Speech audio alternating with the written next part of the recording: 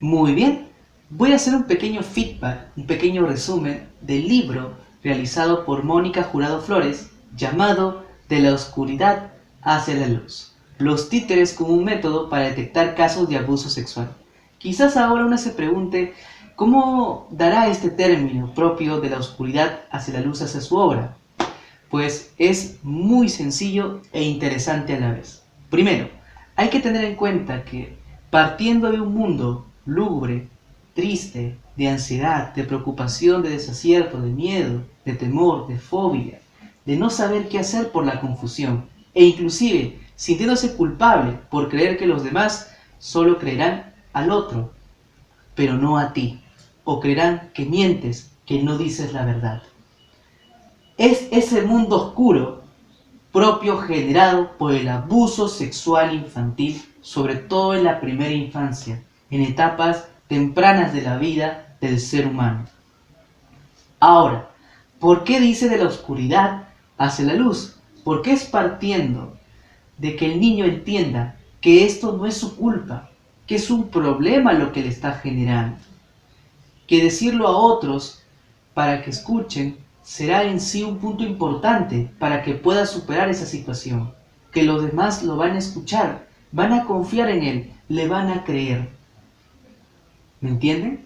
Entonces, es teniendo en cuenta que el niño va a poder superar la situación de todo un mundo tumultuoso, lúgubre y perturbador que se encuentra la luz tan clara, tan majestuosa, que da inicio a una nueva etapa, la superación. Es decir, de la oscuridad fue hacia la luz. Pero ahora, también menciona los títeres como un método para detectar casos de abuso sexual. Y esto es muy sencillo. Acá se hace mención a un instrumento técnico bastante maravilloso para trabajar con niños en ese periodo en cuanto a su vida, sobre todo por su edad, de 3 a 5 años, aunque también se puede considerar en cuanto a su aplicación hasta niños de 11 años. Ahora, este instrumento, ¿por qué es tan especial? Porque utiliza objetos inanimados que los niños a esa edad, a través de un pensamiento animista infantil, le atribuyen una vida, un valor, y muchas veces proyectan mucho de sí mismos, de lo que perciben de su propia persona, como también de lo que han vivido, experimentado dentro de su familia, o han escuchado, o han observado. A eso me refiero con la utilización tan majestuosa de los títeres, que son objetos también inanimados, objetos coloridos, bonitos, llamativos, y en cierta parte de caricatura también.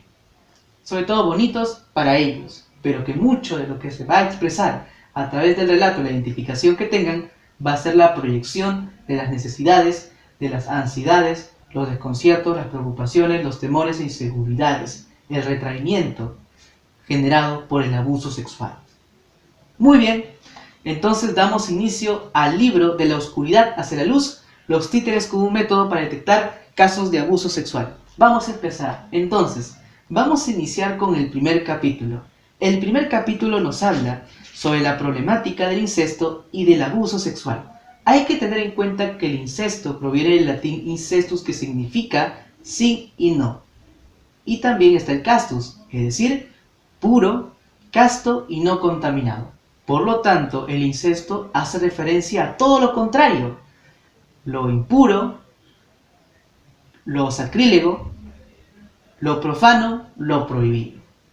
Es decir, es la práctica de relaciones sexuales entre personas relacionadas entre sí, que puede ser mediante una alianza, es decir, parentesco por afinidad en el matrimonio, e inclusive por consanguinidad, por procesos biológicos o consanguíneos, que se llaman, más que todo, de forma más clásica, lazos de sangre, inclusive en la propia genética.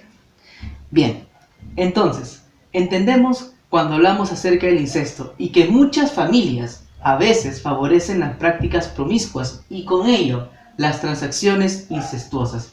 ¿A qué me refiero con eso? Si no hay una claridad, una precisión, por ejemplo, en cuanto a los espacios designados tanto para poder descansar como también en cuanto a la higiene personal o el mismo compartir la interacción diaria de la familia, suponiendo que todos duerman en la misma cama, de forma asignada, en lugares muy cerrados, muy marcados. En cuanto a la higiene personal, hay un contacto directo, visualización permanente, en cuanto a que los hijos se bañen con los padres, y el observar de forma recurrente el área de los genitales de sus progenitores e inclusive de sus hijos o de otros familiares. ¿Me entienden? Este tipo de prácticas promiscuas, considerando ese acercamiento permanente, persistente de la familia, en este tipo de espacios que deberían ser propios y privados para cada uno, llega al punto que puede llegar a fomentar cierto tipo de conductas ¿de qué? De contacto físico cercano y por ende también sexual. Es decir, las conductas promiscuas propias de una familia pueden fomentar el desarrollo o en sí la expresión de un tipo de caso de abuso sexual e inclusive normalizado por la propia familia. Entonces, es teniendo en cuenta que estas prácticas promiscuas, a través de la falta de precisión en los espacios, en cuanto al tema generacional, en cuanto al tema del rol y la doble dimensión que desempeñan ambos familiares, tanto el papá, la mamá, como también respecto a sus hijos dentro de la familia, de todas maneras tienen su influencia para generar casos de abuso sexual. Muy bien. Hablamos también acerca del niño incestuado. ¿Por qué? Hablamos primero desde la perspectiva del psicoanálisis, partiendo con las etapas del desarrollo psicosexual. Vamos a la etapa fálica. Muy bien. Antes de ir al periodo de latencia, que es sencillo. Entonces, aquí surge el famoso complejo de Edipo. El complejo de Edipo, que uno lo puede definir como un sentimiento de atracción hacia uno de los padres y rechazo también hacia uno de los padres. ¿Por qué? La atracción hacia el cariño, la atención, el contacto y la permanente forma de cercanía hacia la madre. Y la competencia y rechazo hacia quién, hacia la figura paterna. Ahora, ¿cómo hablamos de esta resolución del complejo edípico? Muy sencillo. Partiendo ya de la edad de 3 a 5 años. Muy bien. ¿Qué sucede? El niño observa, por ejemplo, que a su hermanita o a su mamá le falta el órgano reproductor masculino, es decir, le falta el pene, ¿ya? Ahora, cuando tiene esta ausencia, el niño piensa que se lo han cortado y cree que eso le va a pasar si él mantiene esos deseos de atracción hacia la madre. Entonces, por ese temor, esa angustia generada por creer que se le van a rebanar, que le van a cercenar su miembro viril, es que retira toda esa energía libidinosa. Ahora, ¿qué es importante aquí? ¿Ah? A ver, retira esos deseos, pero también hay algo interesante más allá del complejo de castración, que es que tantas veces se compite con el papá, llega al punto que quiere parecerse a él. Y ahí nace la identificación con la figura paterna, es decir, se vuelve su modelo a seguir. Y es teniendo en cuenta ese modelo a seguir que nace también la autoridad del padre con respecto a los hijos, pero sobre todo, la conciencia moral del niño, que hay acciones que están permitidas y otras que no. Es decir, se va a interiorizar la ley universal de prohibición del incesto. Así de simple. Ahora, esto si fuese un caso de un complejo Edipo resuelto, más que todo. Ahora, ¿qué pasa en aquellos casos donde la misma familia favorece conductas promiscuas? Aquí las reacciones y los efectos en los niños son bastante atroces, pero sobre todo vamos a verlo con la sintomatología del incesto y del abuso sexual en la primera infancia, que la verdad se manifiesta en dos indicadores muy claros: los indicadores sexuales explícitos y los indicadores conductuales no sexuales, digamos, inexplícitos, ¿no? O inespecíficos, también es otra forma de decirlo. A ver, hablamos de indicadores entonces sexuales específicos, partiendo con que sea altamente específico y detallado en cuanto a las acciones propias del acto sexual. Segundo, cuando hay una declaratoria de un conocimiento demasiado específico y marcado sobre índole sexual, también. ¿Qué más? Cuando observa un programa de televisión y de repente ve una pareja que se están besando, tienen un contacto cercano, no de índole sexual, comienza a decir comentarios que ahora va a realizar tal actividad sexual, que va a realizar tal pose, va a venir a tal lugar, ya no, eso también te da información, ¿entienden? ¿Qué más? Cuando hace dibujos sexualmente explícitos, dibuja a dos personas desnudas e inclusive puede dibujarse a sí misma, pero resalta mucho el área de los genitales. ¿Qué más? Cuando hay una agresión física de connotación sexual hacia otros niños e inclusive una especie de insinuación sexual hacia otros niños, otras niñas o otras personas adultas. Y por último, hay un interés bastante prevalente referente a los órganos reproductivos de los animales e inclusive la utilización de objetos para generarse placer. ¿Qué más? Hablamos de indicadores conductuales no sexuales inespecíficos. Estos son muy sencillos. ¿Por qué? Son comportamientos llamativos, sí, pero no normales para el nivel madurativo de quién, del niño o la niña, considerando que todavía está en la primera infancia. ¿Cuáles son? Esto ya habla más de los efectos que tiene a nivel cognitivo, a nivel emocional, a nivel académico, a nivel social. ¿Ya? Uno podría decir, bueno, dificultad para concentrarse. Uno podría decir también en cuanto a su rendimiento académico. ¿Qué más? Podríamos hablar también, por ejemplo, de disturbios en los sueños, como las pesadillas, el hablar de las fobias, los temores, las dificultades más allá de concentrarse, también está el retraimiento social, se aísla de los demás.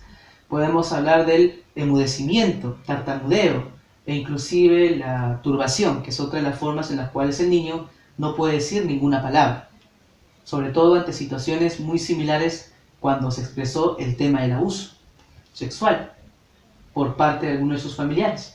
A eso me refiero. Muy bien, vamos a hablar acerca del capítulo 3.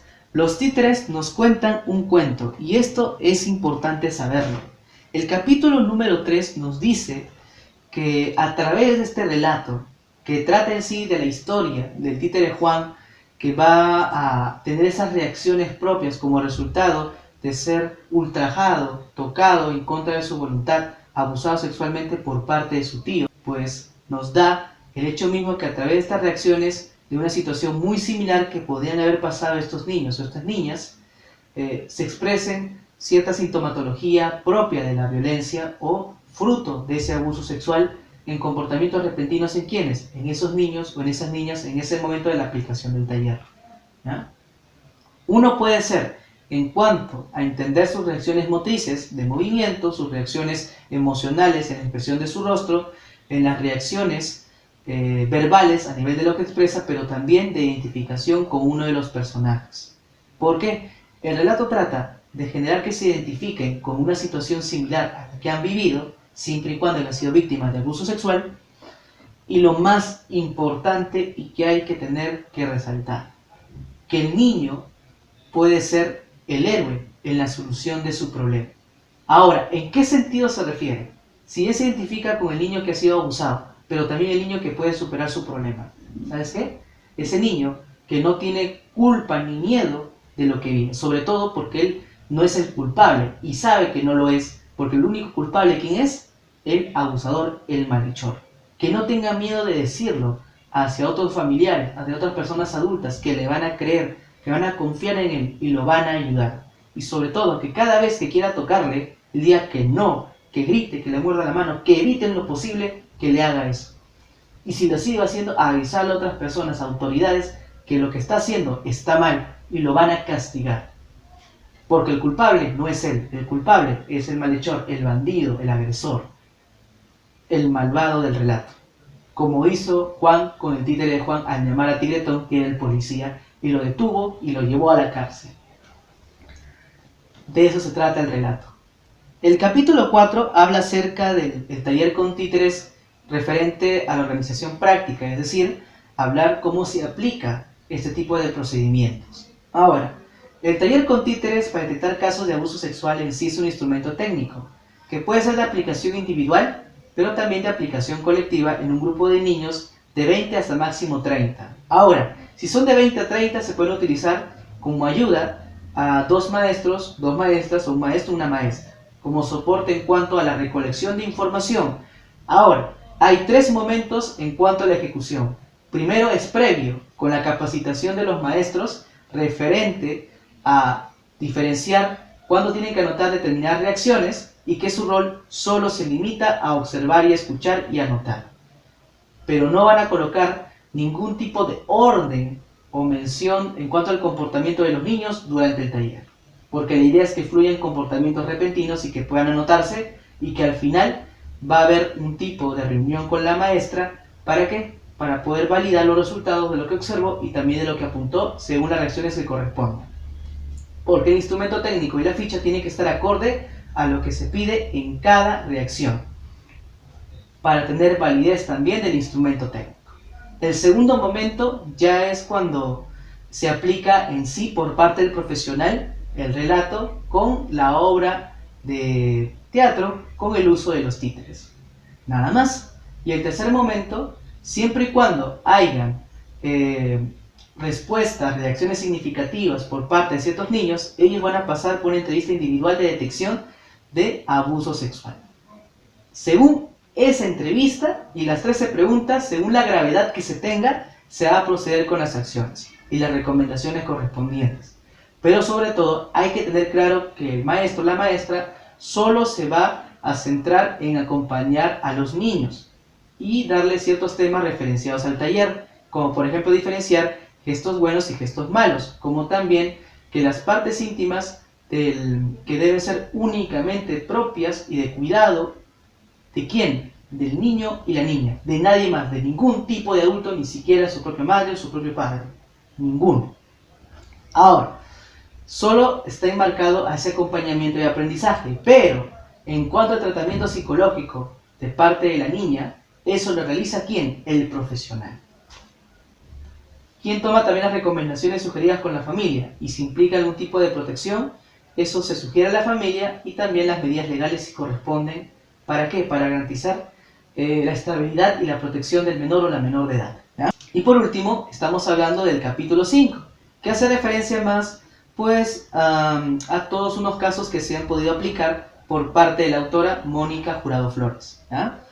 Y no olvidar también las conclusiones y recomendaciones, siendo que a través de este relato vamos a poder tener una detección precoz y oportuna de estas situaciones para que los efectos devastadores que se puedan estar dando a largo plazo se reduzcan, pero sobre todo ayudar a estos niños y niñas a darles la oportunidad de quitarles esos miedos, esas confusiones, esas inseguridades, esos temores, para poder decir las cosas, pero también teniendo el apoyo de nosotros para poder superarlo. Pero sobre todo tener en cuenta que podemos evitar secuelas posteriores mucho más atroces en sus vidas, que es en sí lo que busca la psicología, dar felicidad, dar bienestar, más que otra cosa. Y de esa manera se da por finalizado este pequeño feedback del libro De la oscuridad hacia la luz, los títeres como un método para detectar abuso sexual infantil o casos de abuso sexual infantil, de la autora Mónica Jurado Flores.